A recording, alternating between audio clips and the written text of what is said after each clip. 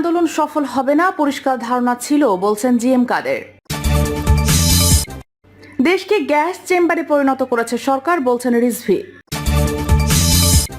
ক্ষমতায় যেতে বিদেশি প্রভুদের দাসত্ব করছে বিএনপি বললেন ওবায়দুল কাদের। চোখের পানির উসিলায় আসমানের পানি চাইলেন হাজারো মানুষ। এবং সর্বশেষ জানাবো রাজবাড়িতে কোথাও মিলছে না পানি। শুনছিলেন সংবাদ শিরোনাম, এবারে বিস্তারিত। বিএনপির আন্দোলন সফল হবে না পরিষ্কার ধারণা ছিল বলছেন জিএম কাদের। জাতীয় পার্টির চেয়ারম্যান গোলাম মোহাম্মদ কাদের বলেছেন, আমার পরিষ্কার ধারণা ছিল দ্বাদশ জাতীয় সংসদ নির্বাচনের আগে বিএনপির আন্দোলন সফল হবে না। তিনি বলেছেন, বাংলাদেশে কখনো আন্দোলনের মুখে কোনো সরকার পদত্যাগ করে নাই। জিএম কাদের বলেন, বাংলাদেশের ইতিহাসে আন্দোলন চলাকালে তৃতীয় শক্তি এসে সরকার পরিবর্তন করে এমন ইতিহাস নেই। ফলে বিএনপির 1 কিংবা 10 লাখ বা 1 কোটি লোক নিয়ে রাস্তায় নামলেও বিএনপির আন্দোলন সফল হবে না।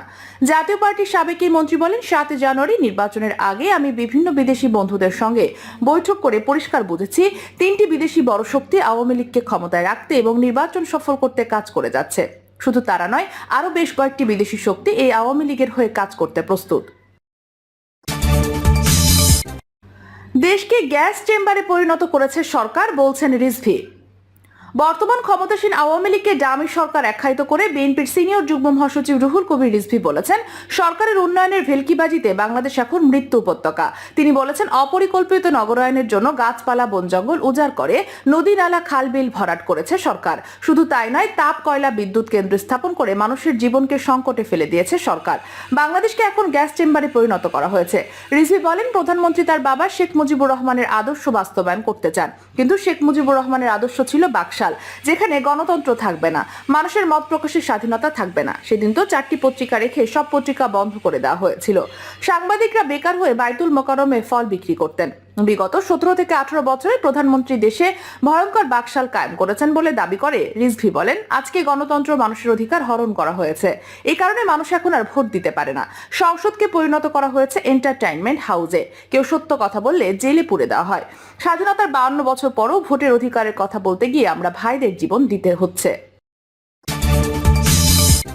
ক্ষমতায় যেতে বিদেশি প্রভুদের দাসত্ব করছে বিএনপি বললেন ওবায়দুল কাদের। ক্ষমতায় যেতে বিএনপি বিদেশি প্রভুদের দাসত্ব করছে বলে মন্তব্য করেছেন আওয়ামী লীগের সাধারণ সম্পাদক ও সেতুমন্ত্রী ওবায়দুল কাদের। ওবায়দুল কাদের বলেন, বিএনপি দাসত্ব করে ক্ষমতা পাওয়ার জন্য জনগণকে মূল বিষয় হিসাবে মনে করে না। বিদেশি প্রভুদের দাসত্ব করলে ক্ষমতায় যাওয়া যায়। এখনো তাদের দুরভিসন্ধি হচ্ছে বিদেশি প্রভুদের দাসত্ব করে কিভাবে ক্ষমতায় যাওয়া যায়। তিনি আরো বলেন, বিএনপিকে গণতান্ত্রিক দল মনে করি না। তাদের ইতিহাস গণতন্ত্র প্রতিষ্ঠার কোনো নজির নেই। তারা গণতন্ত্রকে হত্যা করেছে, প্রহসনে পরিণত করেছে। গণতান্ত্রিক বিধিবিধান দ্বারা দলের মধ্যেও কোনো মানেনি।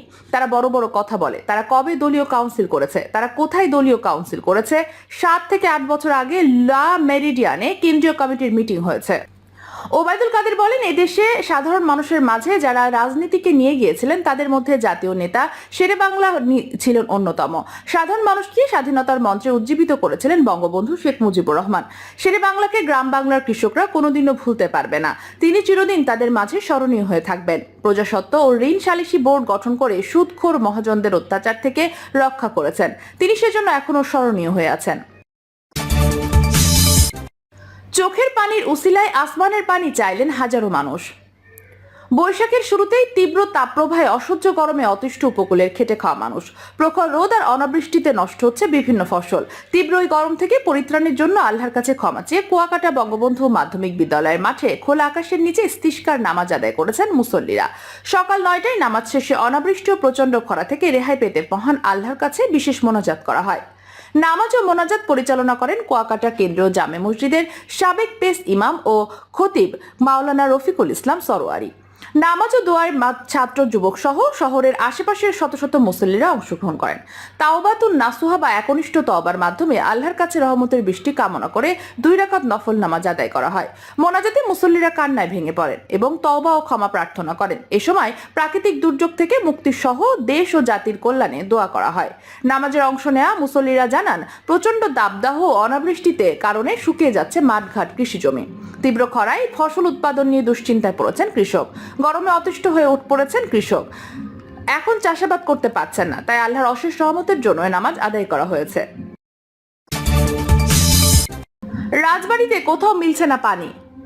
সারা দেশের ন্যায় রাজবাড়িতেও চলছে তীব্র তাপপ্রবাহ। মৌসুমের সর্বোচ্চ তাপমাত্রায় রাজবাড়ির জনজীবনে নেমে এসেছে বিপর্যয়। একদিকে তীব্র দাবদাহে পড়ছে জেলার মানুষ, অন্যদিকে নতুন করে প্রায় সব উপজেলাতে দেখা দিয়েছে তীব্র পানি সংকট। এতে যেমন বিপর্যস্ত হচ্ছে জনজীবন, তেমনই ব্যাহত হচ্ছে কৃষি উৎপাদন। জানা গেছে তীব্র তাপপ্রবাহের কারণে খরায় পানির স্তর নিচে নেমে গেছে, যার ফলে নলকূপে পানি উঠছে না। পানির অভাবে গৃহস্থালী কাজকর্ম যেমন ব্যাহত হচ্ছে, তেমনই জমিতে সেচ দিতে পারছেন না কৃষক। সেচের অভাবে নষ্ট হচ্ছে ফসলাদি।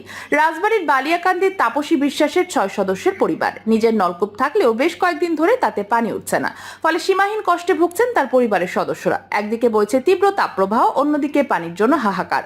সে সঙ্গে যোগ হয়েছে প্রচন্ড গরম। সবকিছু মিলে বিপর্যস্ত হয়ে পড়েছে তার পরিবারের জীবনযাত্রা। পানির অভাব মেটাতে ছুটছেন প্রতিবেশীদের বাড়িতে, কিন্তু কোথাও মিলছে না পানি। জানা গেছে শুধু তাপসী বিশ্বাসের পরিবারই নয়, পানির জন্য এমন চিত্র রাজবাড়ির বালিয়াকান্দির 7টি ইউনিয়নের হাজার হাজার পরিবারের। তীব্র তাপপ্রবাহ এবং শুষ্ক মৌসুমে পানির স্তর নিচে নেমে যাওয়া এই ভোগান্তি বলে জানিয়েছেন জনস্বাস্থ্য প্রকৌশল অধিদপ্তর। বালিয়াকান্দি উপজেলা জনস্বাস্থ্য প্রকৌশল অধিদপ্তরের সূত্রে জানা যায়, ভৌগোলিক কারণে বৃহত্তর ফরিদপুরের মধ্যে বালিয়াকান্দি উপজেলাটি ভিন্ন। আশেপাশের তুলনায় এই অঞ্চলে ভূগর্ভস্থ স্তর বেশ নিম্নমুখী, যে কারণে প্রতি বছর পানির স্তর 8 থেকে 10 ইঞ্চি নেমে যাচ্ছে। বালিয়াকান্দিতে মোট পরিবারের সংখ্যা 50,000। সরকারের নীতিমালা অনুযায়ী 5টি পরিবারের জন্য কমপক্ষে একটি নলকূপ থাকা জরুরি। সেই অনুযায়ী বালিয়াকান্দিতে প্রয়োজন প্রায় 10,000 নলকূপ। কিন্তু সরকারিভাবে 2022 সাল থেকে এখন পর্যন্ত 160টি সাবমেরিন সাবল পাম্প ও 2019 সাল থেকে 520টি তারা টিউবওয়েল পাম্প বসানো হয়েছে, যা চাহিদার তুলনায় খুবই সামান্য।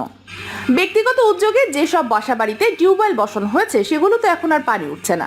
পানি না ওঠার কারণ হিসেবে জনস্বাস্থ্য প্রকৌশল বলছে, বালিয়াকান্দিতে বর্ষা মৌসুমে পানির স্তর 15 থেকে 22 ফুট নিচে চলে যায়, আর শুষ্ক মৌসুমে বিশেষ করে এপ্রিল, মে ও জুন মাসে সেটা নেমে দাঁড়ায় 32 ফুট নিচে। ব্যক্তিগত উদ্যোগে বসানো নলকূপগুলোর পাম্পিং ক্ষমতা 20 থেকে 24 ফুট, যার কারণে শুষ্ক মৌসুমে অঞ্চলে পানি থাকে না। শুধুমাত্র সরকারিভাবে বসানো তারা ও সাবমার্সিবল পাম্প দেওয়া নলকূপে পানি থাকে। বালিয়াকান্দির সদর ইউনিয়নের বাসিন্দা অনেকে শিকদার, সবুজ শিকদার, নারুয়া ইউনিয়নের বাসিন্দা মিঠুন, রিয়াদ সহ অনেকেই জানান, গত কয়েকদিন হলো বালিয়াকান্দি উপজেলার বিভিন্ন স্থানে পানির সংকট দেখা দিয়েছে। ভূগর্ভস্থ পানির স্তর নিচে নেমে যাওয়ার কারণে টিউবওয়েলের পানি উঠছে না। বাড়ির গৃহস্থালী কাজ করার জন্য অন্য জায়গা থেকে পানি আনতে হচ্ছে। এতে করে ভোগান্তি বেড়ে বাড়ি মা বোনদের। নবাবপুর ইউনিয়নের মেছুয়াঘাটা এলাকার কৃষক আব্দুল মান্নান জানান, পানি না ওঠায় তিনি মাঠে ফসল চাষ করতে পারছেন না। এখন পাট চাষের উপযুক্ত সময়, জমিতে সেচ দিয়ে পাটের চারা রোপণ করতে হবে, কিন্তু পানি না ওঠায় তিনি পাটের বীজ রোপণ করতে পারছেন না। পানির এই সমস্যা শুধু বালিয়াকান্দিতে নয়, রাজাবাড়ী সদর, পাংশা, কালুখালীতেও একই সমস্যা দেখা দিয়েছে। ওই উপজেলার গ্রামাঞ্চলের অধিকাংশ নলকূপ